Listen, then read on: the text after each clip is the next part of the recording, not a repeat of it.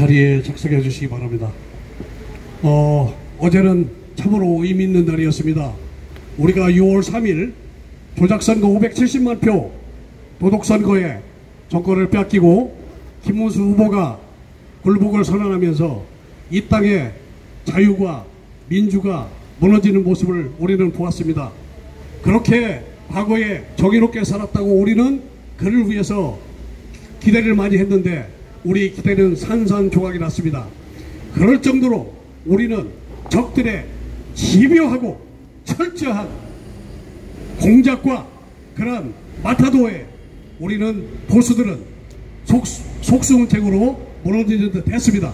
그러나 이것이 1945년 해방 이후에 50년 전쟁이 53년 끝나고 75년 80년 동안 종북 좌파들 김일성 세력들 소위 말하는 MD와 PD 계열의 NL 계열과 PD 계열의 그 끊임없는 중복되고 반복되고 학습된 전문가들이 이 땅을 사회주의로 만들려고 하는 그 작업의 일환으로 지금 어떤 싸움도 자유 대한민국을 이길 수 없기 때문에 조작선거, 부정선거로 합법을 가장한 입법부를 장악하고 언론을 장악해서 이 땅의 통치구조를 바꾸려고 하는 시도가 진행되고 있는 것입니다.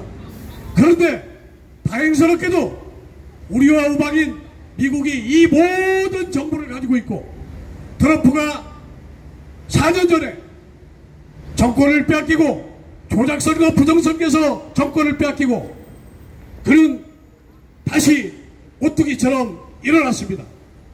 그는 용서할 수 없는 모든 지구촌의 사회주의 딥스 세력들을 깨부순다고 합니다.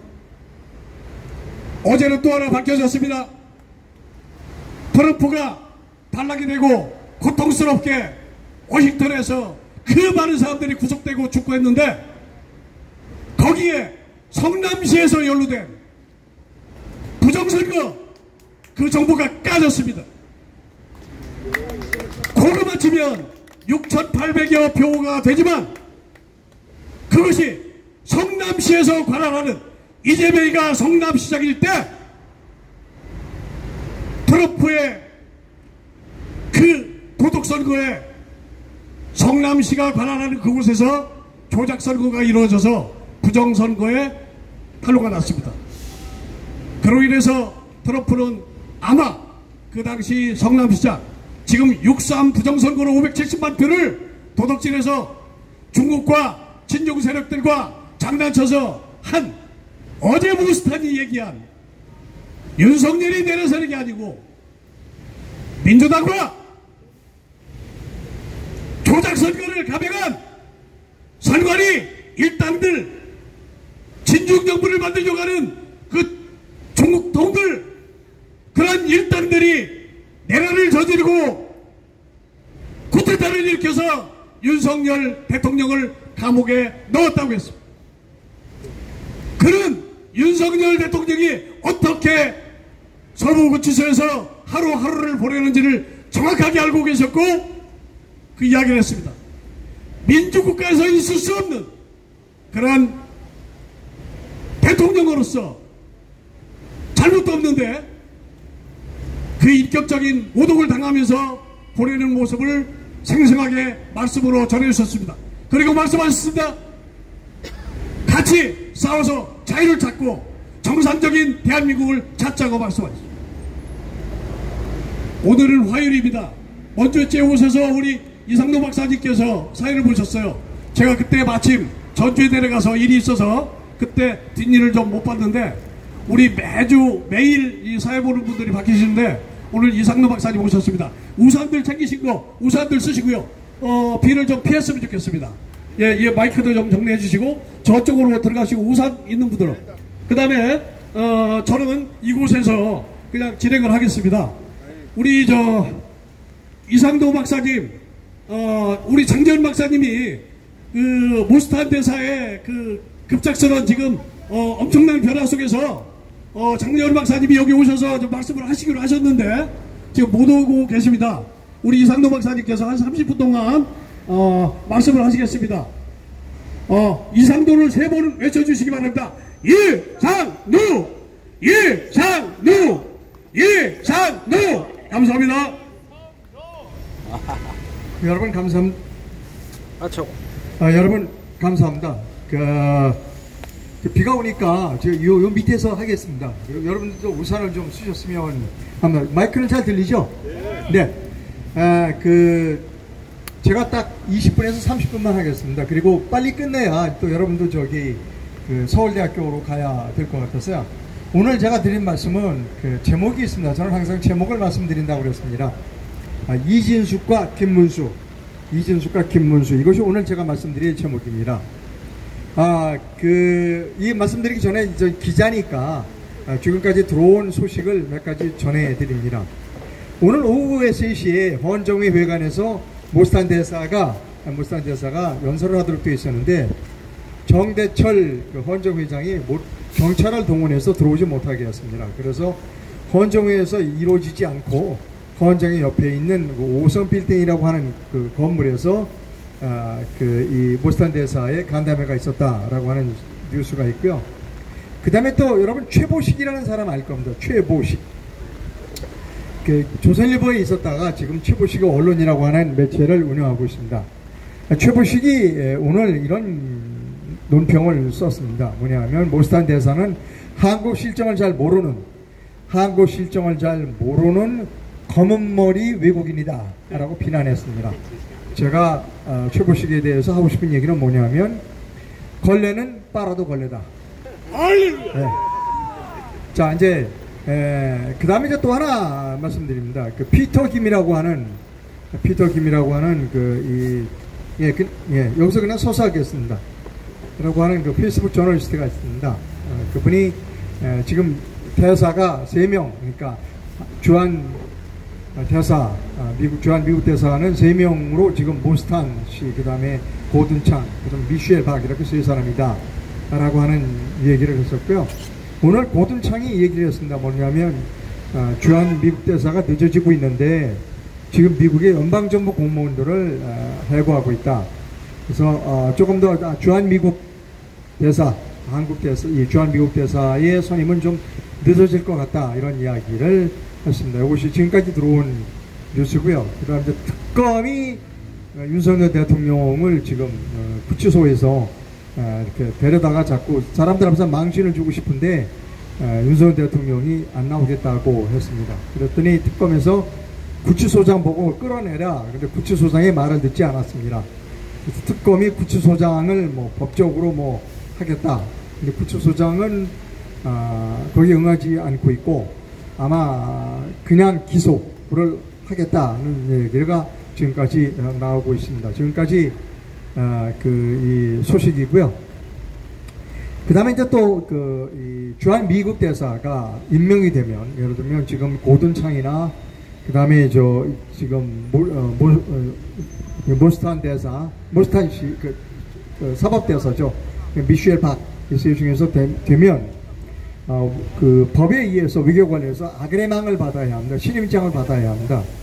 이 3사람이 신임장을 받아야 되는데 참 곤란할 겁니다. 왜냐하면 모스탄 대사나 그 다음에 고든창 씨 또 미셸 박이 이재명 앞에 가서 나라를 신임해 주시면 아그레망을 신청해야 되는데 참 뭐합니다. 그러니까 외교적으로는 그것을 기피 인물이라고 하는데 페르소나 논 그라타, 스페인어 용어입니다.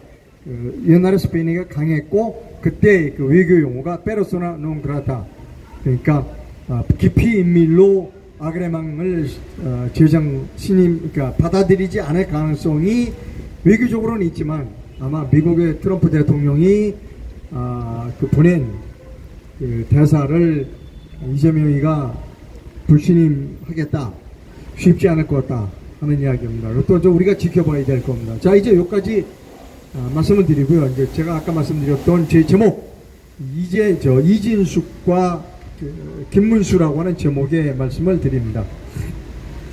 이진숙은 제 MC 후배입니다. 그리고 제가 파리에 있을 때 새벽에 일어나니까 사담 후세인이 쿠웨이트를 침공했습니다. 그래서 그 서울 위신부에서 저보고 빨리 파리 주재 이라크 대사관에 가서 비자를 받아서 빨리 이라크로 돌아가라. 그런데 다 문을 닫았습니다. 그러니까 뭐 로마에 가서 받아라, 뭐 런던에 가서 받아라. 근데 로마, 런던, 뭐 스위스 다 알아봐도 모든 유럽에 있는 대사관들은 이라크 대사관은 문을 닫아서 제가 비자를 받지 못했습니다. 그런데 이진숙 MBC의 이진숙 씨가 말레이시아에 가서 비자를 받았습니다. 이라크 원래 말레이시아는 같은 회교국이기 때문에 대사관을 문을 열고 있었습니다. 그래서 이진숙 씨가 들어갔죠. 저는 못 들어갔습니다. 들어가고 한 달 정도 됐는데 이제 그 뒤로 외신들이 좀 따라 들어갔습니다. 미국에서 곧 폭격을 할 때니까 나와라. 이라크에 있는 모든 특파원들은 나와라. 당신들의 안전을 보호할 수 없다. 그래서 다들 나왔어요. KBS 기자 다 나왔는데 이준숙만 안 나왔습니다. 우리 MBC 기자만 안 나오고 거기 버텼습니다. 자기는 종군 기자를 하겠다. 그래서 폭격이 시작됐고 전쟁을 중계한 기자가 이진숙입니다. 이라크 전쟁이 끝나고 이진숙 기자가 이제 서울로 돌아가는데 연락이 왔어요. 이라크에서 직접 서울로 돌아가는 비행기표가 없어요. 그래서 파리를 들리겠다는 겁니다. 그래서 새벽에 제가 이진숙 기자를 맞으러 파리에서 근데 그 옷이 이라크는 더운 지역이니까 옷이 추워서 벌벌 떨더라고요. 그래서 얼른 제가 그 있던 잠바를 벗어서 이진숙 씨를 이제 입히고 저희 집으로 와서 한 달 동안 한식을 못 먹었을 테니까 저희 집에 와서 한식으로 이렇게 밥을 먹고 해서 이제 돌아가는 게 있습니다. 제가 전쟁터에 갔을 때는데 이준수가 대신 갔도 한번 고맙기도 하고 제가 종군 기자가 될 수 있는 기회를 잃어버려서 좀 서운하기도 하고 그렇습니다. 제가 왜 말씀을 드리냐면 사람은 말입니다. 사람은 죽을 때 목숨을 버릴 줄 알아야 한다는 겁니다. 기자에게 가장 좋은 찬스는 종군 기자입니다. 전쟁터에 목숨을 걸고 들어갈 수 있는 기자, 이것이 진짜 기자입니다. 그런 점에서 이진숙은 죽음과 타협하지 않는 그런 기자라는 겁니다. 최근에 이진숙 기자가 국무회의장에서 이재명이가 이제 다 끝내려고 그러니까 잠깐 나 드릴 말씀이 있습니다. 그러니까 이재명이가 아니 말하지 마세요. 아니 그래도 나 해야 되겠습니다. 그랬더니 이재명이가 하지 말라니까요. 그리고 또 아니 그래도 할 말이 있습니다. 3번이나 이준숙이가 이재명을 막아세웠습니다. 자 여러분, 지금까지 우리나라 국무회의 석상에서 대통령이 말하지 말라는데 3번씩이나 말하겠다 라고 한 사람이 있습니까? 없죠. 자, 이 내란에 대해서 얘기합니다. 이준숙이가 이런 얘기했어요. 윤석열이가 내란 우두머리라면 이재명이의 다음과 같이 얘기할 수 있다.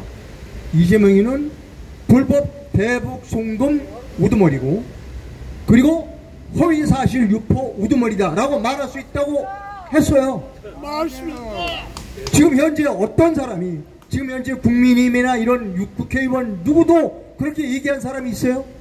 없죠. 그러니까 이준숙이는 이게 내란이 아니라고 얘기를 한 거예요. 내란이 아니라고 얘기한 사람 있어요? 지금 국민의힘 의원 중에? 없잖아요.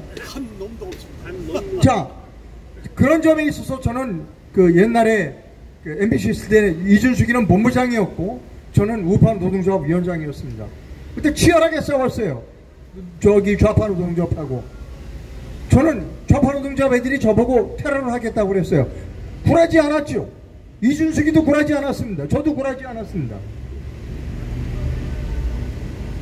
자, 이준숙의 행태를 보면 지금까지 윤석열이 임명한 어떤 장관보다 오직 이준숙이만 제대로 보고 임명한 것 같아요. 오직 이준숙이만 그 많은 사람들 중에 다 비겁했지만 이준숙만 비겁하지 않다는 겁니다. 그러니까 윤석열이가 임명한 수많은 사람들 중에 단 한 사람 이준숙이만 잘했다는 겁니다. 자, 이제 김문수 얘기를 좀 해야 되겠습니다. 제가 후회하는 게 그러니까 사람을 칭찬하고 사람을 추천하는 게 굉장히 힘들어요. 나중에 그 사람이 배반하면 그 허탈감 뿐만 아니라 저 같은 기자가 누구를 김문수가 올바른 사람입니다 뭐 했는데 김문수가 배반했을 때 제가 책임을 져야 되잖아요. 그래서 사람을 저 사람 괜찮은 사람이라고 추천하기가 굉장히 힘든 거예요. 조갑재, 정규재, 김문수. 여러분, 김문수는 여러분들 잘 알다시피 지금 여기 이렇게 나와서 우리가 부정선거 투쟁을 하는데 김문수가 앞장서야 될 사람이에요. 맞습니다. 근데 김문수는 뭐라서 부정선거 증거가 없다고 도망갔잖아요. 그렇죠? 그러면 이 부정선거 세력에 가장 김문수가 도움을 준 것이죠. 맞아. 그러니까 김문수가 최후의 순간에 배반함으로써 여러분이 이렇게 우리도 힘들어지는 거예요. 그러니까 윤석열이가 마지막에 한 2명의 인사가 김문수와 이준숙이었어요. 그러니까 두 사람 다 잘했다고 그러는데 아니잖아요. 김문수도 배반해버렸잖아요. 오직 남은 사람 한 사람은 이준숙이라는 겁니다. 몰라요. 이준숙이도 배반할지 몰라요. 하지만 제가 이준숙이는 잘 알아요. 아마 이준숙이는 배반하지 않을 겁니다. 모르죠 또. 모르죠 또. 배반할지 몰라요. 사람이라는 건 모르니까. 김문수 배반한 거 보고 제가 느낀 바가 있어요. 야, 참 저 사람 훌륭하다라고 얘기하기가 굉장히 뭐라 그럴까 위험한 일이구나. 그러나 제가 이준숙이 이제 MBC 후배입니다. 이준숙이하고 오랫동안 같이 있었고, 그리고 목숨을 건 잘 뛰어든 종군 기자이고, 그리고 국무회의석상에서 대통령과 다툴 줄 알고 내 안이 아니라고 공식적으로 얘기할 줄 아는 사람은 지금 이준숙밖에 없다는 것입니다. 자, 그 다음에 이준숙과 김문수 얘기를 여기서 끝내면 서운할 겁니다. 자, 지금부터 제가 여러분이 이게 매우 조금 델리케이트한 문제를 거론하고자 합니다. 여러분의 견해와 조금 다르다 하더라도 그냥 들어주셨으면 합니다. 왜냐하면 사람이라는 것은 자기의 견해와 다른 사람의 견해도 들을 줄 알아야 한다는 것입니다. 자, 최근에 정당이 하나 만들어졌어요. 최근에 정당이 하나 만들어졌습니다. 그 정당을 만든 리더가 있어요. 자, 지금 현재 우리나라 정당 중에서 부정선거를 척결하자고 하는 정당은 그 정당이 유일합니다. 목사님이 만든 정당 빼고. 예. 자, 그럼에도 불구하고 제가 그 정당을 선뜻해서 추천하지 못하는 이유가 있다는 겁니다. 그 정당의 리더가 결정적인 순간에 현직이 있을 때, 그리고 반드시 본인이 그 일을 해야 했을 때 그 자리를 이탈했던 사람이라는 겁니다. 자, 본인이 그 자리에서 그 일을 할 수 있을 때 그 일을 하지 않고 자리를 이탈했다. 나중에 다시 와서 그 일을 한다. 믿을 수 있을까? 맞습니다. 아까 얘기했잖아요. 사람을 평가하는 건 대단히 힘들다고. 지금 최근에 다시 말합니다. 최근에 어떤 정당이 만들어졌어요. 환영합니다. 그리고 부정선거로 척결하겠다고 해요. 환영합니다. 그런데 그 리더가 예전에 부정선거를 척결할 수 있는 위치에 있었어요. 그리고 본인이 당대표로 있을 때 4.15 부정선거가 있어요. 그 다음에 바로 부정선거라고 투쟁에 나섰어야 돼요. 근데 안 했잖아요. 그러니까 점점 이렇게 어려워졌죠. 맞습니다. 근데 본인이 얘기는 조금 했어요. 옛날에 내가 부정선거 아닌 줄 알았는데 지금 부정선거더라. 글쎄, 우리나라에 그런 사람 많다는 거예요. 본인이 그 자리에 있을 때 해야 할 일을 하지 않고 나중에 후회를 하고, 글쎄, 그런 사람을 또 믿을 수 있을까? 자, 제가 지금 여러분 윤어게인에 대해서 제가 말씀드립니다. 여러분 아마 윤어게인 하는데 아마 장재현 박사님도 윤어게인 찬성하시는 것 같아요. 저는 윤어게인에 전제 조건이 있다는 겁니다. 윤석열 대통령은 대통령에 취임하면서 본인이 해야 할 일을 하지 않았어요. 2년 반 동안. 맞습니다. 문재인 적폐를 수사하고 부정선거를 척결을 해야 될 때 2년 반 동안 하지 않았다는 겁니다. 그러니까 본인이 해야 할 그 위치와 권한이 있을 때 그러한 행동을 하지 않아서 우리가 이렇게 된 거예요. 맞습니다. 그러다가 계엄을 했죠.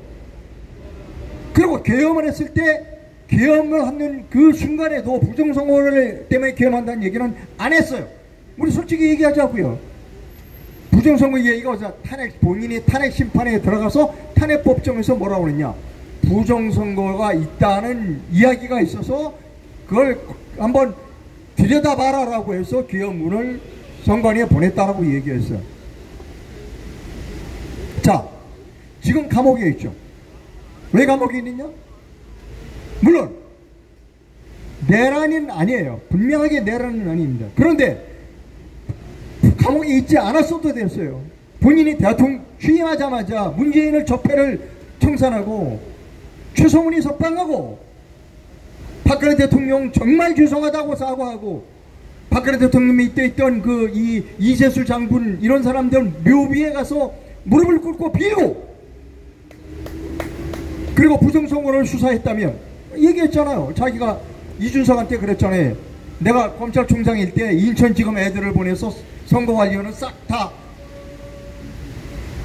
박살내겠다고 얘기했었어요. 안 했잖아요. 안 했잖아요. 그래서 지금 우리가 이렇게 힘든 거 아니에요.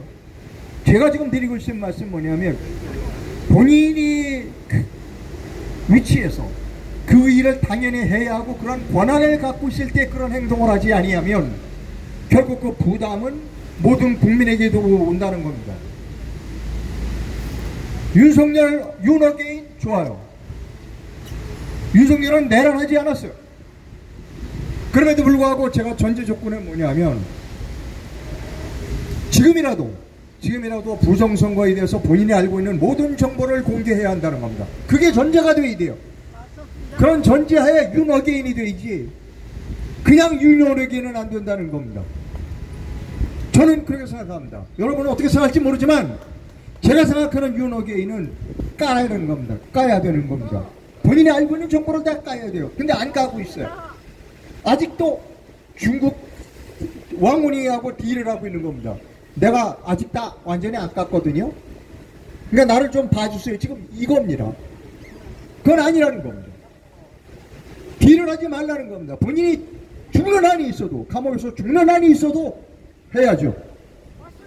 자기가 할 수 있을 때 안 했잖아요. 지금이라도 해야 된다는 겁니다. 제가 윤어게인에 대해서 말씀드리는 이유는 바로 그렇다는 겁니다. 자, 이제 제목을 제가 이준석과 김문수라고 정한 이유가 있습니다. 본인이 당연히 해야 할 위치와 권한을 갖고 있을 때 그러한 그 일을 기피하거나 도망가거나 비겁하면 우리는 절대 그 사람을 믿어서는 안 된다는 겁니다. 불행하게도 지금 새로 만들어진 정당의 대표가 본인이 앞장서서는 안 된다는 겁니다. 왜? 나는 죄인입니다. 내가 이걸 하지만 나는 앞장서지 않겠습니다. 장지원 박사나 민경욱이나 이런 사람을 앞세우겠습니다 라고 뒤로 빠져야 된다는 것입니다. 여러분 제 말이 틀렸어요? 맞습니다. 예? 틀렸습니까?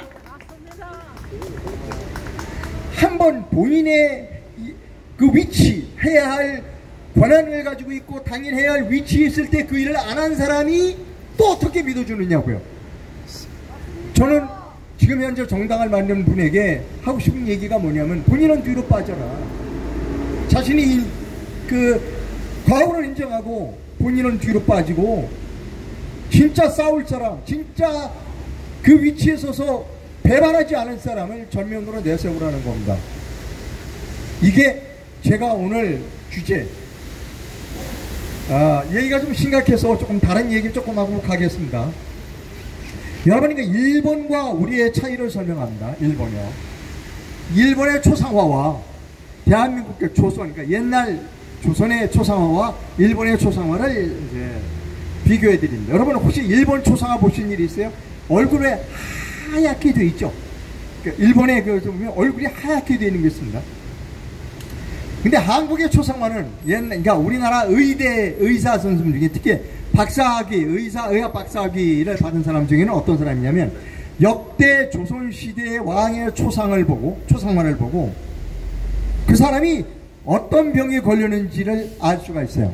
왜냐하면 우리나라는 아주 세밀하게 그려요. 세밀하게 그려. 근데 일본 사람은 얼굴을 가리고 하얗게 휘칠을 해. 그러니까 일본 사람의 그 초상화를 보고는 전혀 그 사람의 속이나 알 수 없어요. 그러나 우리나라 조선의 초상화를 보면 너무나 뭐 점 하나 있는 것까지 뭐 노란색, 그 사람은 무슨 이제 가남이다 이런 거 다 알 수 있어요. 그게 우리나라입니다. 우리나라는 까야 되는 겁니다. 우리는 까. 그래서 우리 하다 보면 야 네가 나이가 몇 살이냐 까 하죠. 주민등록 까잖아요. 주민등록 까는 나라는 전 세계에서 우리나라밖에 없습니다. 제가 왜 까라는 거를 말씀드리냐면 물 좀.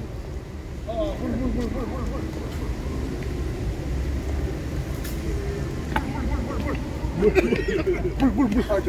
아이고, 아닙니다. 물. 물. 제가, 죄송합니다. 이 장재원 박사님 옆에는 서버가 아주 좀 까면 돼요.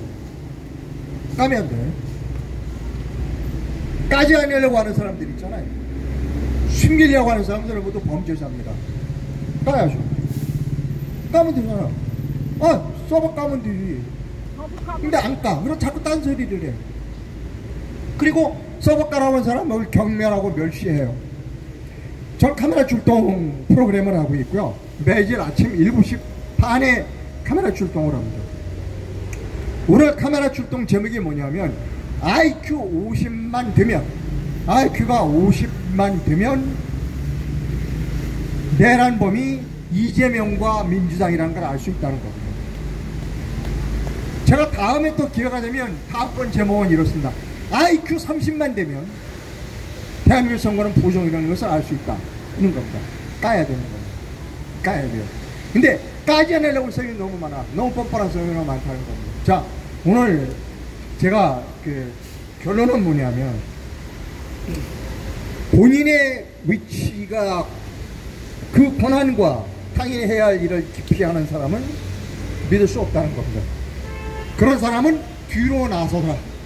그리고 진짜 그럴 만한 사람은 앞으로 내세우라라고 하는 것이 오늘의 제 이야기의 주제였습니다. 혹시 여러분이 생각하고 있는 것과 견해가 다르다 하더라도 이런 견해도 있구나라고 하는 것을 너그럽게 받아주셨으면 좋겠습니다.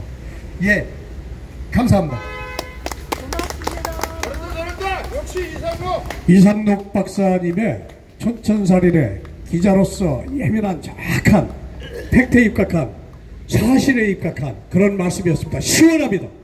우리는 언제부터인가 너무도 정치 편향적이고 정치의 예술가가 돼서 아는 것처럼 누구나 다 똑똑해져 있습니다. 5살 이상만 되면 누구나 다 주관적으로 똑똑한 채 합니다. 거기에 살아가고 있고 우리는 눈 감을 줄 알고 타협하고 피곤하게 살아가면서도 그게 행복인 줄 압니다. 그러나 이렇게 진실을 말할 수 있는 분들이 사회에 있어야 됩니다. 미국에는 청교도적인 사고를 가진 사람이 2천만 명이라고 그래요. 그러니까 리더자들이 2천만 명이 대기하고 있다는 얘기입니다. 우리는 뭡니까? 최고 학부를 자랑하고 그렇게 부모들이 새벽부터 도시락 싸주면서 자식들을 가르쳤을 때 그 자식들이 헌법재판소, 선관위, 판사, 정치인, 언론인, 사회적으로 우러러볼 수 있는 그러한 사람들, 우리가 누구나 성공했다고 했던 사람들이 세계적인 부정선거에 연루되고 5천년 동안 속박된 그런 자유 대한민국을 아직도 이웃이라는 이름으로 그들과 한통속으로 그저 며칠 그야말로 때만 되면 시간이 되면 중국에 놀러가서 놀다 오는 그런 부끄럽습니다. 이상도 기자님 사랑합니다. 저도 전적으로 동의하고 지금까지 말씀하신 거 가슴에 가지고 있었지만 값싼 지식이라는 이름으로 양식이라는 이름으로 숨기고 적당히 타협하면서 좋은 말로 포장하고 제 자신을 그렇게 왔습니다. 지적으로 왔습니다. 저는 이번에 김문수한테 속았습니다. 너무도 절절하게 속았어요.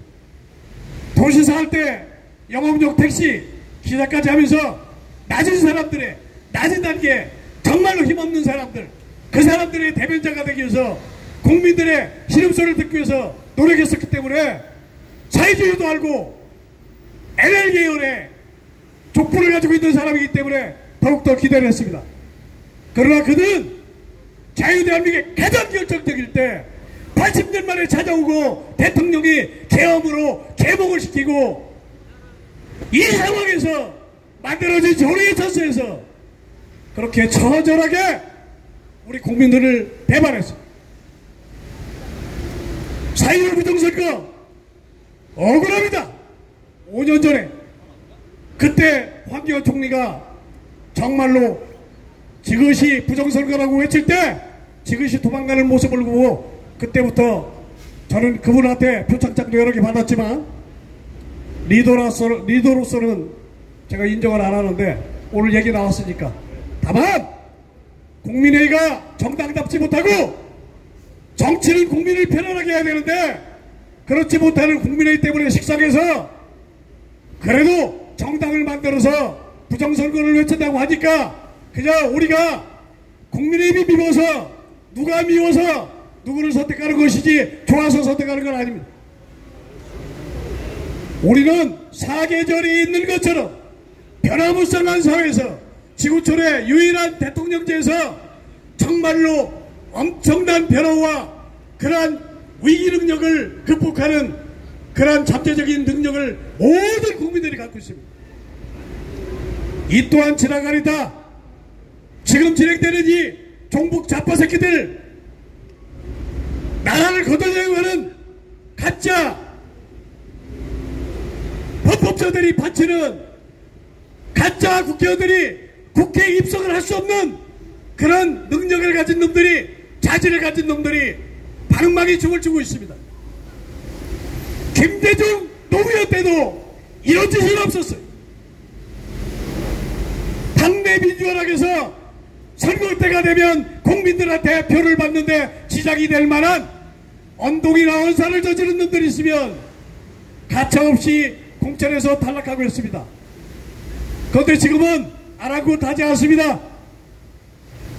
언론부터 장악하고 사법부부터 장악한 그들이 전산 조작만 하면 되니까 다리 꼬고 앉아서 골라 마시면서 전산 조작으로 대한민국을 팔아 넘기는 진의 진중 세력에 이바지하고 있습니다. 지금 보스턴 대사께서 서울대학교 앞으로 몇십 분 후면은 나타나서 국민들한테 계몽의 메시지를 전할 것입니다. 우리 국민들이 모르지를 않아요. 윤석열 대통령이 마지막 탄핵되기 전에 68%까지 올라갔어요. 제가 살고 있는 전라도에서도 47%까지 윤석열이를 이해한다고 했습니다. 왜냐하면 윤석열이가 좋아서가 아니라 사회주의 되는 것은 싫다고 했습니다. 엊그제 전남과 광주에서 여론조사 내부적으로 했다고 그래요.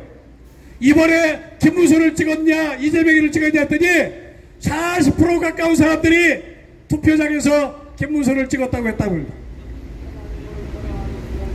사실입니다. 사회주의만은 82%가 공산주의 중국만은 국민들이 싫어하는데 어떻게 정치인들은 90% 이상이 중국을 좋아합니까? 중국의 편을 듭니까? 희한한 나라에 우리는 리더자를 둔 국민들은 지금 살고 있습니다. 그래서 얘기를 안 하고 있을 뿐이지 국민들은 다 알고 있다고 생각합니다. 제 얘기가 너무 길어서 미안합니다. 아무튼 김문수한테 너무 실망했고 100만 명이 모이는 7년 동안 광화문에 어떤 목사한테 실망했고 정말 우리한테 희망을 주고 희망 고문으로 국민들을 짜고 짜서 매주 토요일이면 전국에서 500만에서 700만 명이 나왔는데 그들을 하루아침에 적들 앞에 장답하듯이 잡당하게 만든 우리의 이 리더들은 영원히 우리가 용서해서는 안 될 것입니다. 각자 판단은 있겠지만 모든 판단은 개인에게 맡기겠습니다.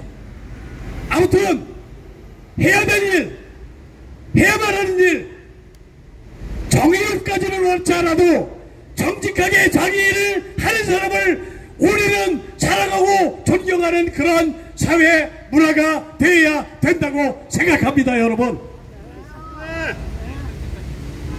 혹시 자 오늘 중요한 얘기 하겠습니다. 윤석열 대통령께서 지금 서울구치소에 계십니다. 저 뒤에 홍경욱 여사님이 와 계십니다. 오늘 아침 5시에 퇴소하셨어요. 서울구치소에서 오늘 새벽 5시에 나왔습니다. 저는 9시에 박만수 목사님과 함께 서울구치소에 가서 우리 주로 가능한 홍경욱 여사님을 배웅하려고 했는데 5시에 내보내더래요. 그래서 거기서 4호선을 타고 버스를 타고 나와서 기다렸다가 나와서 4호선을 타고 충무로 지나서 삼각지역에 도착했을 즈음 제가 전화를 했더니 전화를 받아요. 어디냐고 하니까 삼각지역이래. 깜짝 놀랐습니다. 저는 새벽같이 일어나서 아침 준비를 하고 있었거든요. 우리 그분을 모시겠습니다. 제가 무슨 얘기 하겠습니까? 홍경욱 여사님을 모셔서 그동안에 안양지청에서 김준 검사가 부정선거를 제대로 까라고 온몸으로 투쟁하다가 경찰들한테 끌려가서 경찰서 아래서 로비에서 그야말로 인간으로서 잡을 수 없는 수사까지 채운 상태에서 오늘까지 몸에서 배출한 그분이 결국에는 벌금형을 맞고 구치소에 가서 형을 살고 왔습니다. 형인지 모르겠습니다. 9일 동안의 짧은 이야기지만 그분의 말씀을 듣도록 하겠습니다. 홍경욱 여사님을 앞으로 모시겠습니다. 홍경욱 3번만 외쳐주시기 바랍니다. 홍경욱, 홍경욱, 홍경욱.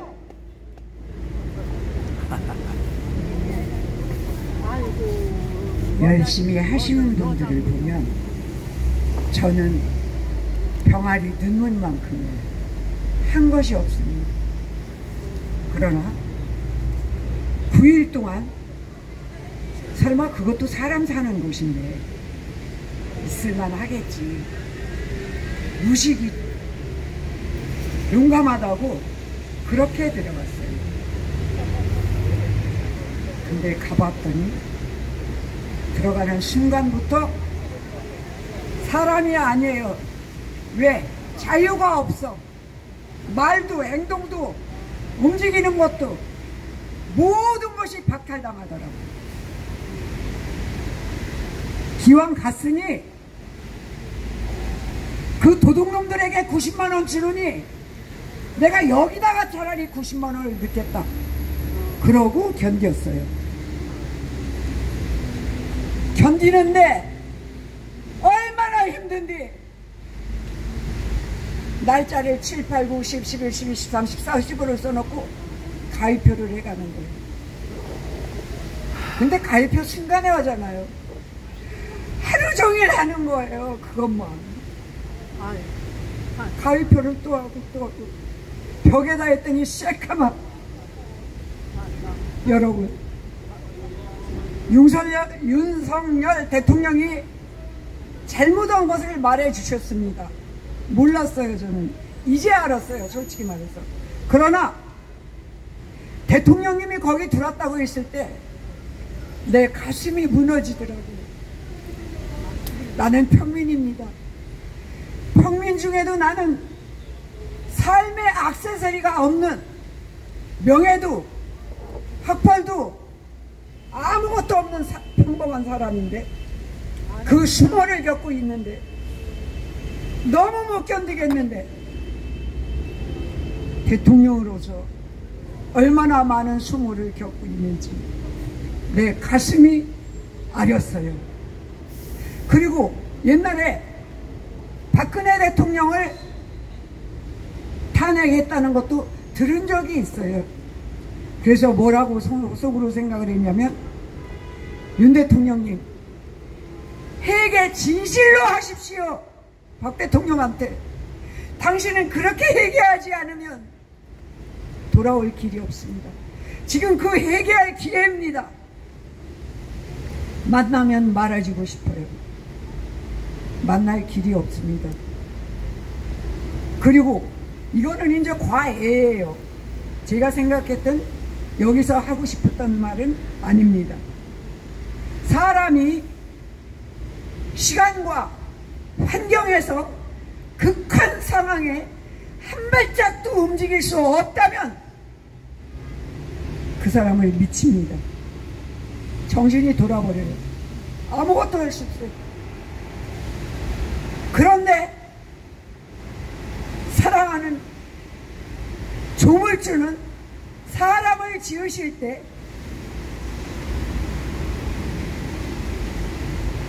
그 극한 상황에서 1대1로 만나주시더라고요. 여러분, 제가 하나님을 믿지만 잘 믿지 못합니다. 저도 죄인입니다. 말할 수 없는 죄인이에요. 제가 제 죄를 압니다. 내 죄를 알기 때문에 때로는 기도도 못해요.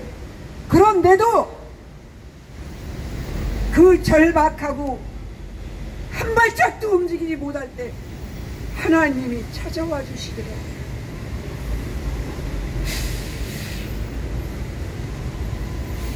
여러분, 하나님이 사람을 생각하는 것은 이렇습니다. 여러분들이 하나님을 믿든 안 믿든, 하나님이 있다고 하든 없다고 하든 하나님은 살아계십니다. 이 나무를 보십시오. 인간이 이렇게 만들 수 있겠습니까? 아니, 나무를 떠나서 나를 보십시오. 나 자신을. 인간처럼 신묘막직한 물건은 없습니다. 조물주는 계십니다. 저는 여러분한테 말씀드리고 싶은 것, 여러분들이 삶 속에서 지금도 극한 상황을 만나 가고 있어요. 그러나 지금은 그래도 자유가, 여러분들의 각자 자유가 있습니다. 정말 여러분들의 자유가 없을 때 이재명이가 조여와서 우리가 공산당이 된다고 했을 때 여러분들은 어느 길을 찾겠습니까? 어떻게 찾겠습니까? 어떻게 살겠습니까? 한번 생각해 보세요. 생각해 보실 수도 있어야 합니다. 우리는 항상 좋진 않습니다. 여러분, 그때는 꼭 하나님을 찾으세요. 하나님을 만나셔야 합니다. 여러분들이 정말 움직일 수 없는 어떤 극한 상황에서, 여러분, 경찰들이 지금 우리를 보호해 준다고 해요. 맞습니다. 보호해 주기도 해요. 저분들이 있기 때문에. 좌파들이 못 덤빕니다. 그 말도 맞습니다. 그러나 사실은 내가 솔직히 까놓고 얘기하는데, 경찰들이 보호만 해줍니까? 우리를 제한도 합니다. 그 안에 들어가선 더해요. 자기들이 왕이야, 우리는 종이야, 노예야. 물론 그렇지 않은 경찰도 있어요. 그러나 딸 같은 애가 나한테 뭐라고 하냐면, 제가 말버릇이 그렇기도 해요. 이랬어, 이렇게 대답해요. 그럼 반말하네? 왜 반말해? 그러면 저는 그게 무슨 말이에요? 지금 하고 있는 말이. 나이로 따지면 엄마 같은 나한테 지가 반말하는 게 맞아? 경찰은 반말해야 돼? 해야 되냐고? 경찰들 계시지만 말해보세요. 경찰은 시민한테 반말해도 됩니까? 해야 됩니까? 경찰 지휘가 시민들한테 반말해도 돼요? 수고하고 애쓰시지만 절대로 안 됩니다. 여러분들의 인격이 무너지는 거예요. 여러분들의 인간성이 산산이 부서지는 거예요. 절대로 그러지 마세요. 여러분들의 삶을 위해서 그러지 마세요. 여러분, 우리는 부정선거를 자유를 얻기 위해서 이렇게 싸웁니다. 싸우고 있잖아요 지금. 그러나 저는 그 감옥에서, 감옥이에요, 구치소예요, 구치소에서 나를 돌아보세요. 나는 이렇게 한 적이 없는가? 나는 정말 인간으로서 선하고 착하게만 했나? 깐본 적이 없나? 아니에요. 나도 많아요. 나도 많더라고. 우선 거기 할머니가 들어왔는데 아무것도 몰라. 무슨 죄를 져서 들어왔는지 몰라. 한 말 또 하고 또 하고 또 하고. 그러면 내가 정말 선하고 착하다면 그 노인을 보살펴줘야 돼요. 근데 안 보살펴준다고 했어요. 왜? 내가 그 노인을 들으면 들을 수가 없기 때문에. 내가 거기서 정말 노인을 존경한다면 거기서 허리를 또 다쳐서 주저앉아도 나는 그 일을 했어야 해요. 근데 안 했어요. 이게 인간이더라고요. 그래서 저는 생각했어요. 내가 이 일은 벅차서 못하지만 할 수 있는 건 최대한으로 내 앞날은 해가면서 살겠다. 그리고 내가 만약에 생각하며 죽을 날이 있다면, 죽을 수 있다면, 갑자기 차 쏘고 나서 죽는다면 모르지만 하나님, 전 이러고 함께 못했어요. 죄송합니다. 하고 죽은다. 여기까지 하겠습니다. 그런데 찬송과 한 곡을 부르겠습니다. 그런데 요즘은 비도 왔는데 여러분들 제 찬송가 들어가면 정신 바짝 차리세요. 왜 그러냐면 제가 초등학교 다닐 땐 토요일 때 오락이라는 게 있었어요. 토요일에 오락 시간이라는 게 있었어요. 그때마다 친구들이 나와서 노래 부르거나 도와하거나 만담하거나 하는 건데 꼭 친구들이 저를 쳐다봐요. 그때는 50명이었어요. 다 저만 집중해요. 제가 동화를 했기 때문에 또 나와서 동화하라 이거예요. 근데 제가 그날은 뭐라고 했냐면 여러분, 오늘은 동화를 안 하고 노래를 할 거예요. 친구들이 눈이 반짝반짝반짝해. 왜? 제가 노래 못하는데, 쟤는 노래 진짜 못하는데, 그러니까 어떻게 노래할까 하고 반짝반짝해. 근데 했어요. 왜 했냐? 제가 동생들 4명을 보고 키웠는데 그때마다 자장가로 부른 노래가 있어요. 섬지박이. 그러니까 자신 있게 불렀어요. 혼자 부를 때 얼마나 자신 있겠어요.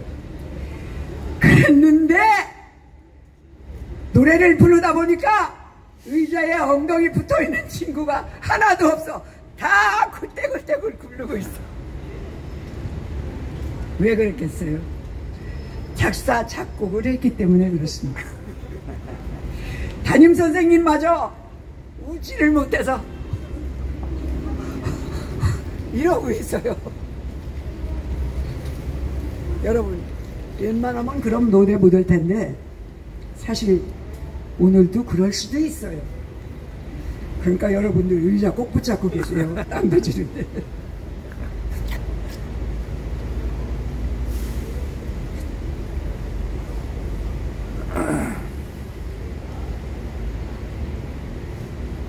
나 같은 죄인 살리신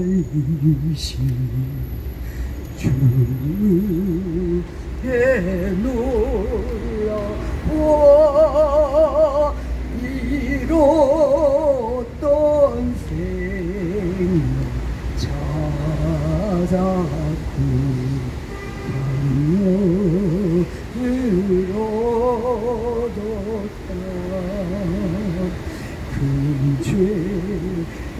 악에서 건지시 주의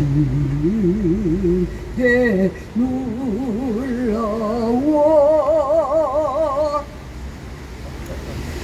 나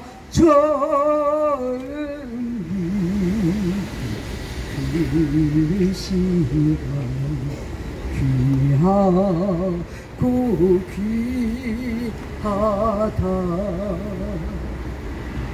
큰 죄 아에서 건지시 주의 놀라워 다 외웠는데 까먹었어. 죄송합니다. 의자에서 안 떨어져 주시고.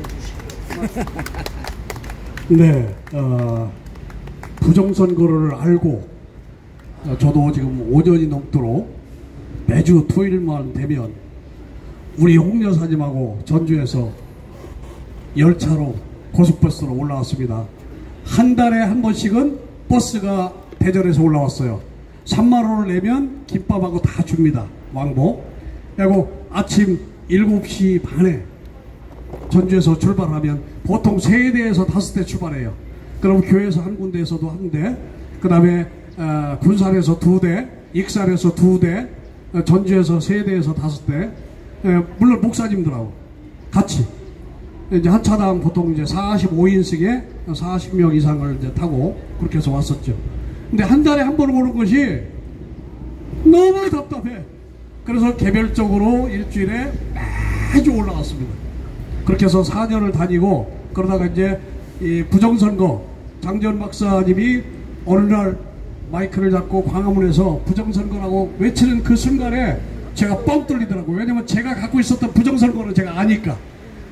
그래서 그때부터 4.15 부정선거 이 가슴에 품고 있던 것을 가지고 했습니다. 그런데 우리 저 홍기홍 여사님이 부정선거와 싸우면서 부정선거 때문에 벌금형 받고 갔다 오시고, 아마 저분은 9일 동안 사셨지만 일생일대 저것은 우리가 꿈꾸는 저 언덕 위에 하얀 집을 다녀오셨으니 자유를 외치고 부정선거를 주장하고 언덕 위에 하얀 집을 다녀오셨으니 그 집안에 앞으로는 영광이 있을 것입니다.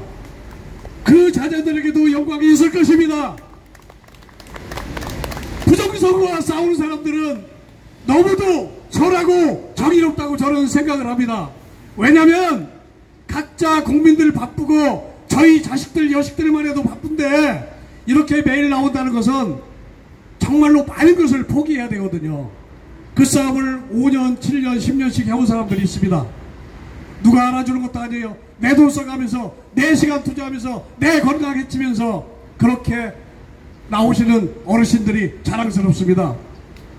그럴 때 여러분들도 고맙기도 하지만 내 스스로가 나오면 편한 것을 어떻게 합니까? 내가 편한 것을.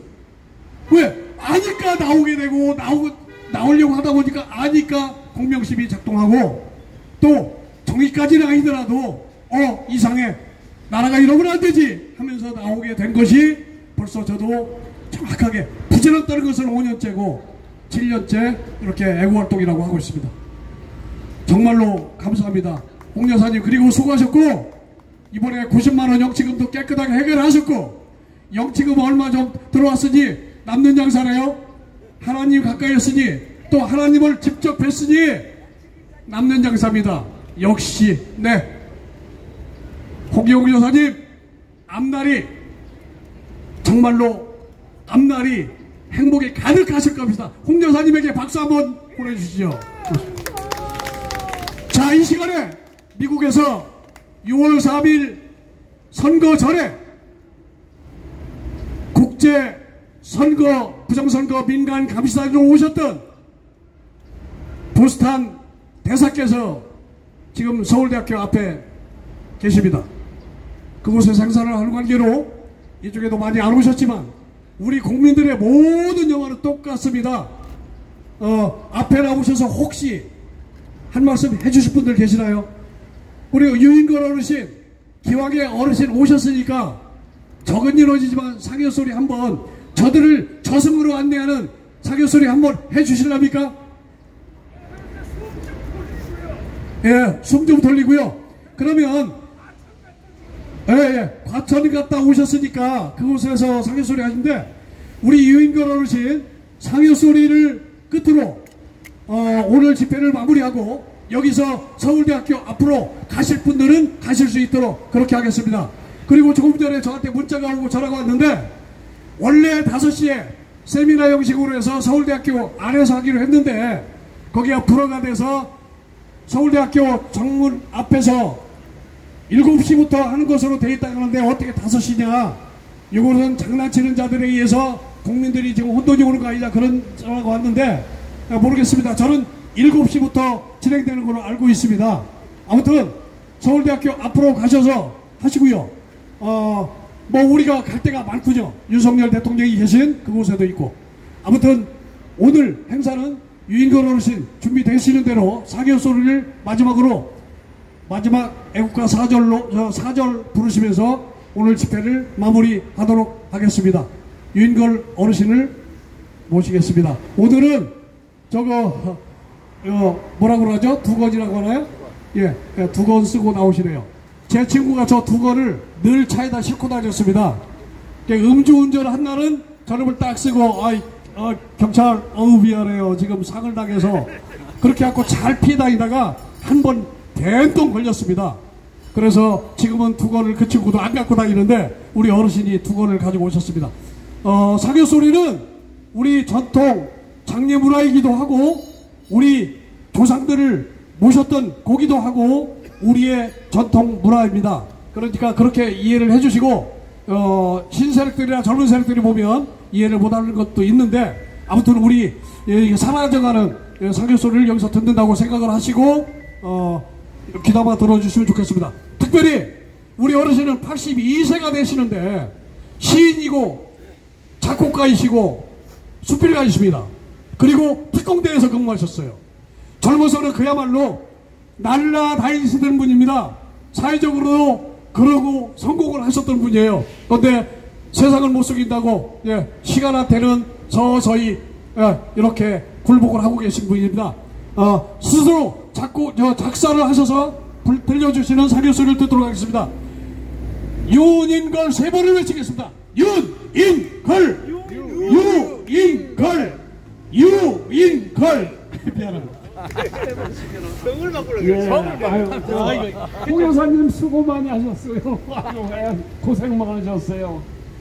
그리고 조금 아까 7시부터 한다는 얘기는, 원래 5시에 하기로 한 거는 오세훈이가 잡은 게 그렇대요. 오세훈이가 취소를 시키는 바람에 이게 7시로 변경이 된 거거든요. 오세훈이도 우리 편 아니야. 정치인이야. 자, 그러면 그동안 사교소리 여기서 하면서 부정선거에 대한 거 하고 또 민주당 이재명에 대한 거 하고 했는데, 그 여러 번 했으니까 오늘은 문재인에 대해서 한번 해보려고 합니다. 들고 해야죠 뭐.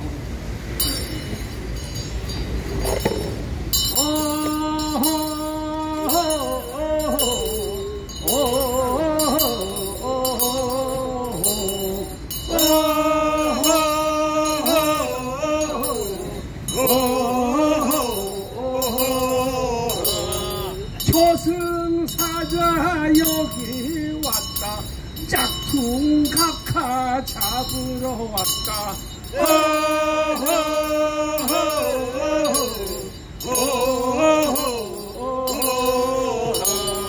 양산 책방 문 앞에서 저승사자가 기다린다.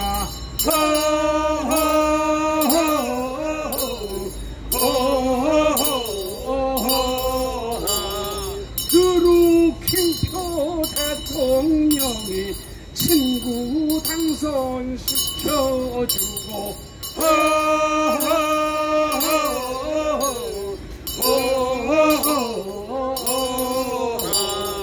민노총 강박 부동산 비리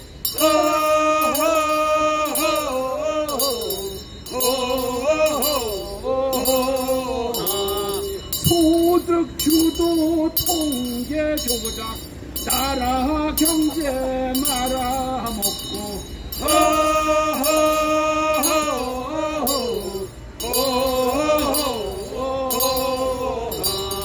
박근혜 때 받아놓은 원전 수주 실적인데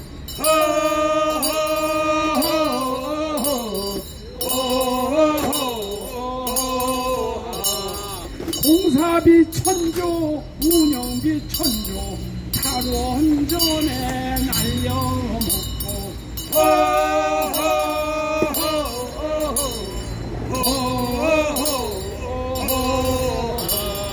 북한에다 핵발전소 보내려고 공작하고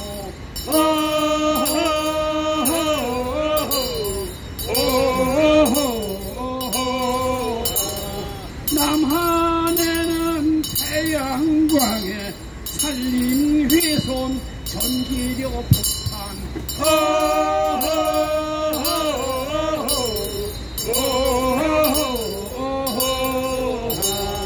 빨갱이 천국 간첩 천국 처벌법도 뭉개버리고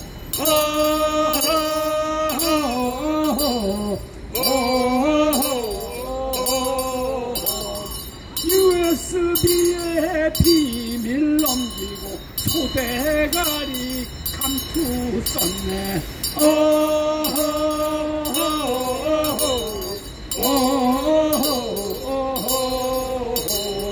한일 후호 전쟁 공조 지소 밀야 중단하고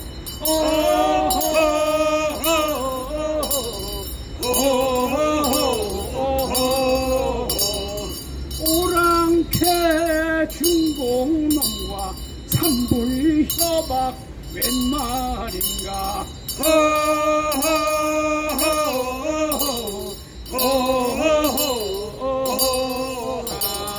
중공 상대 4대 사상 밀동맹 와해 시도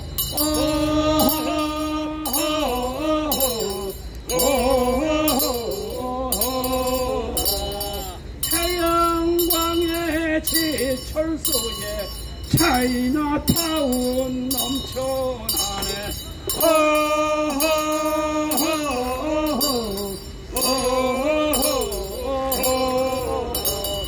짱깨들이 몰려오면 감당 못할 대상인데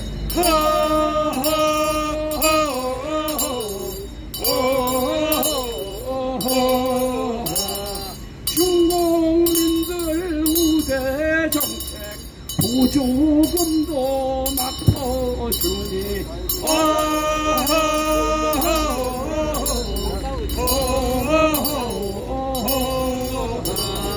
인해 전술 막아내자 투표권 박탈 특혜 차단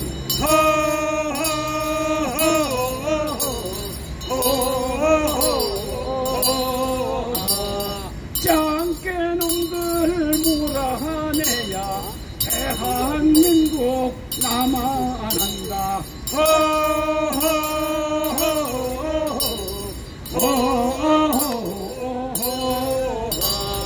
양심 도덕 살아있는 대한민국 만듭시다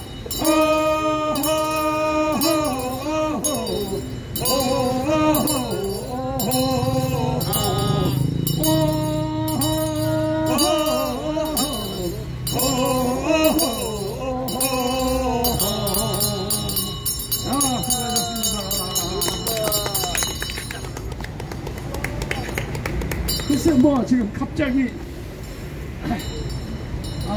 그냥 저는 여기 왔다 간 것보다 선관에 다녀온 게 오래된 것 같아서 그리 쫓아갔더니 그래도 위에까지는 안 올라가고 그저 청사 앞에서 오는 사람을 만나서 얘기 듣고 거기서 돌아서 왔는데 그래도 1시간 이상 지각했네요. 그리고 서울대학까지는 가기가 시간이 어렵고 내일도 못 나와요. 내일도 공연이 잡혀 있어서 뭐 갑자기 특별히 이야기할 게 생각이 얼른 안 나네. 그냥 마치죠. 고맙습니다. 비가 오나 눈이 오나 우리 어르신들 뵈면은 1년 동안 우리 수고한 것이 지금 어떤 그 키를 찾고 키박스를 찾아서 그 키를 가지고 보스탄께서 키박스를 열은 것처럼 느껴집니다.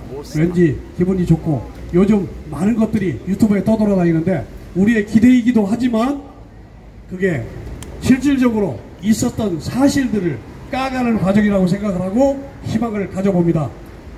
전부 일어나셔서 애국가 4절을 부르시고 만세 삼창으로 오늘 집회는 마무리했으면 좋겠습니다. 이 기상과 이 마음으로 종성을 다하여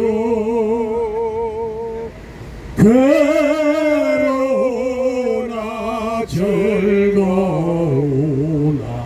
나라 사랑하세 무공화 삼천리 화려강사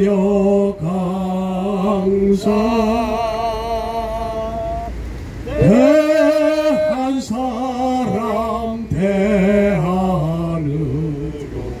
길이 보존하세. 대한민국 만세! 대한민국 만세! 자유 대한민국 만만세! 감사합니다. 내일 이곳에서 5시에 뵙도록 하겠습니다. 감사합니다. 감사합니다.